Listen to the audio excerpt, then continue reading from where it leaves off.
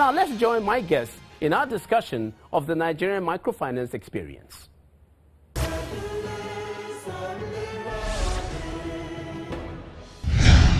I don't believe that a strong trickling down is taking place. So we're not able to rev up our economies the way we would want. We're not able to create jobs. But I've always been thinking that we do have some facilities that perhaps are not as well deployed as they probably could be. And one very key and important facility that I think we have is microfinancing. I think that in Africa, we need a much stronger role for microfinancing, to make sure that we get that trickle down to be trickled down. And I keep saying that because I don't believe that the trickling down is happening by itself. We've got to, in our part of the world, with the kind of state that we're in terms of development, I think we need to trickle it down. So, as I said, really a great privilege that we're here to talk about microfinancing today. So if I may just start off, I asked the president here of the association, what is the state of microfinancing in Nigeria today? Well, thank you very much. If there's any time that we need microfinancing in this country, this is the time. This is the only vehicle that can trickle down effectively and provide access to funds to the rural active poor. At the moment, a policy was put in place by the central bank in 2005, and that has been reviewed. And the idea is for it to effectively see that microfinance sector in this country is brought to the fore and provide vehicles that can carry on these activities by providing loanable funds at an affordable rate for the rural communities. And that I think the microfinance banks that now are over 800 are doing. Very good that you said that. And I want to just pick up on that. When your MD of one of the biggest banks in the industry, when the policy was put in place, late 2005, what I thought then what happened was, I thought there would be a revolution, that everybody out there would know that Nigeria has a great focus, well-designed set of policies for getting resources to the ordinary person. In your experience as MD CEO of one of the major microfinance banks in the country, what do you think has happened as far as microfinancing? People getting to know it well now, it's embracing it as well as we thought?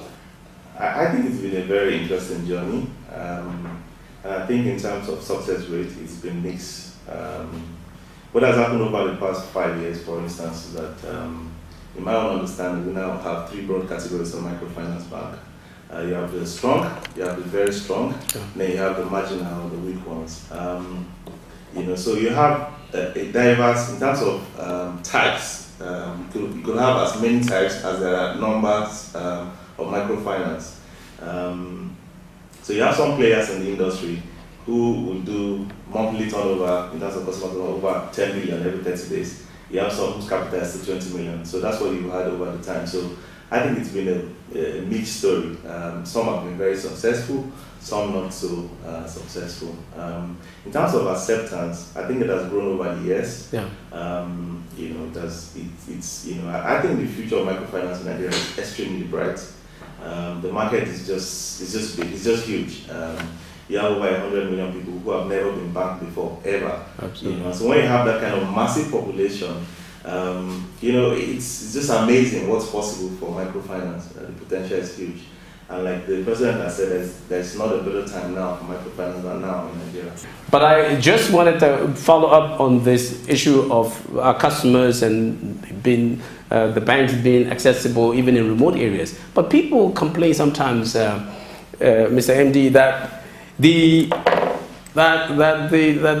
some microfinance banks look just like regular commercial banks, and that they are only in the urban areas. Your banks and your experience, are you really very close, as the president of the association has said, very close to the customer, even in remote areas? Okay, that's a very interesting question. I use Fortis as an example. Yeah. When people talk about Fortis, what they see is our branches in Abuja, for instance. We have about 14 branches in the city of Abuja, Yeah. marketplaces. But a lot of people don't know that we're actually stronger in the remote areas. In our case, we also have a partnership with a cooperative called SMC. Okay. A lot of people don't even know that we're currently in about 7 states.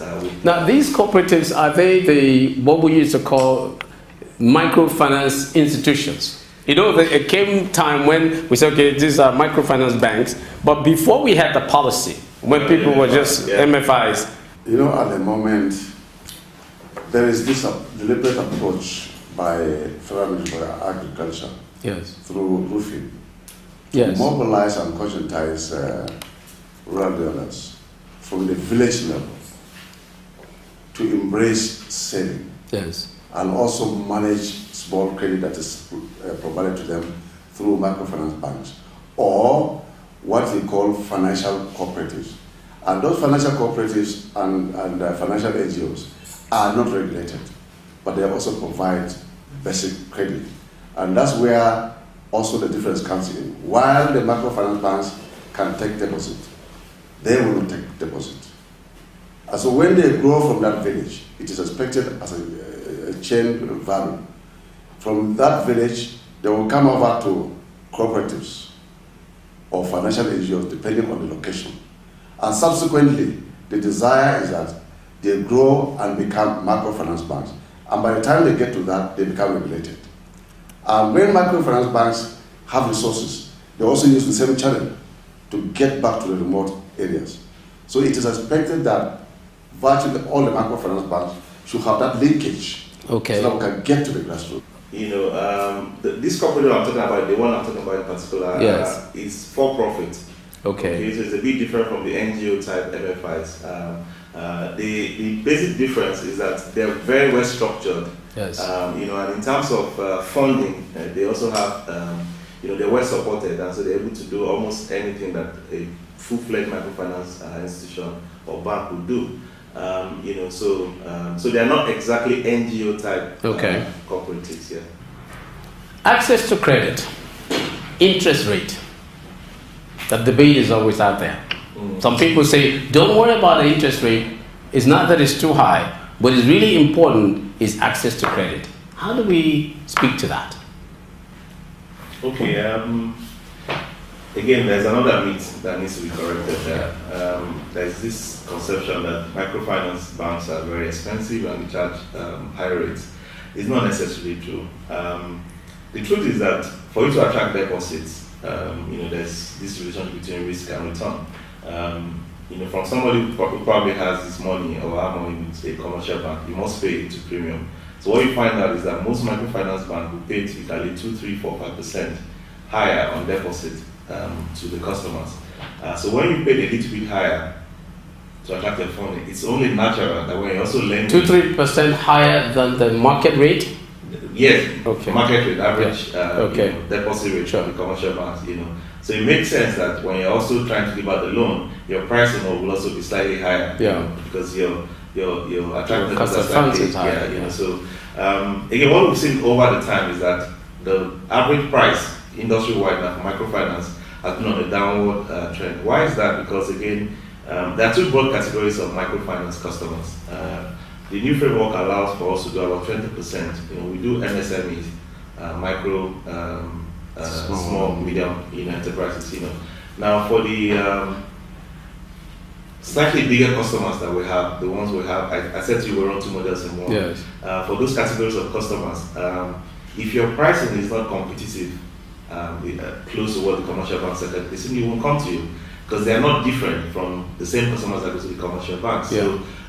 So we in our institution, for instance, I can say, you know, our pricing is not that different. You know, maybe just marginally higher. Is it easier to get a loan from a microfinance bank than from a commercial bank? Much more easier. Yeah. And what we find out, for instance, in the Abuja environment, for instance, is that we find ourselves competing head to head in that. Because it's almost impossible to get 1 naira from a commercial bank. What we've actually seen, For an average person. what we've seen over time is a serious migration of some of anybody doing between 0 and 5 million. Yes. Would typically get attention from a microfinance bank much easier than they could, And we've seen over time a serious migration in terms of patronage from people who otherwise were doing business with the commercial bank. So I think on pricing, it is exaggerated that microfinance charge higher.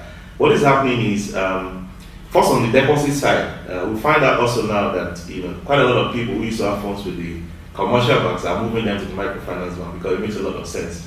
On the lending side, we lend to small people with the payback. The payment is much better than it is with the commercial bank. Absolutely. On the deposit side, we pay slightly higher. In fact, you'll be shocked the kind of people that deposit money with microfinance bank now. Mind-blowing. Institutions, individuals, some doing tens of millions, some hundreds of millions. And they're comfortable enough to do this level of deposit with the microfinance bank.